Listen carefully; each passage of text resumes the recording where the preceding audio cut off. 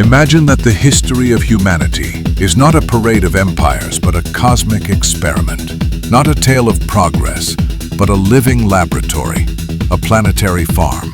If we scrape the crust of our myths and examine the cracks in ancient records, a conjecture emerges as disturbing as it is logical. We are not the owners of the earth.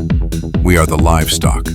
This idea, which many relegate to fantasy, pulses through our religions and legends. The gods who descended in chariots of fire, the Vimanas of the Ramayana, the visions of Ezekiel, were perhaps not gods at all. They were travelers from the stars, their science transformed into miracle before primitive eyes. They sowed the beginnings of our cultures, a mother culture that shaped us with precision.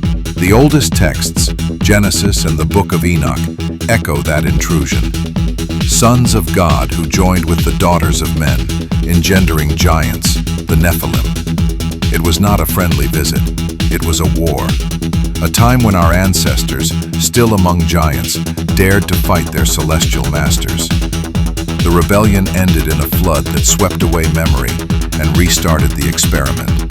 A calculated erasure to eliminate hybrids and wipe out every trace of the ancient resistance. Since then, we have lived on a prison planet. There are no iron bars, only invisible systems of control. Money and labor became the new chains, wearing down our hours, draining our energy until it was ready for harvest. For this farm does not produce only minerals or food. It produces emotions, fear, anger, sorrow. Those vibrations are its true tribute, a spiritual nectar that feeds the shepherds of the stars. The wars we think are ours might in reality be carefully planned banquets. Above us, a visible elite, politicians, generals, magnates, zealots, unknowingly carry out the designs of the invisible masters. Perhaps some are hybrids, distant descendants of those who mixed their blood with ours, guardians disguised as leaders. Meanwhile, incessant entertainment, luminous screens, and social networks act as smoke curtains, keeping our eyes fixed on distractions, far from the corral that encloses us. It is even whispered that the entire reality is a projection, a holographic matrix sustained by machines we could not comprehend. Abductions, ridiculed by popular culture, would be nothing more than experiment audits, sample extractions, genetic adjustments, routine quality control. The emancipation we imagine, wars, saviors, revolutions, is only another illusion. No Messiah will descend from the sky.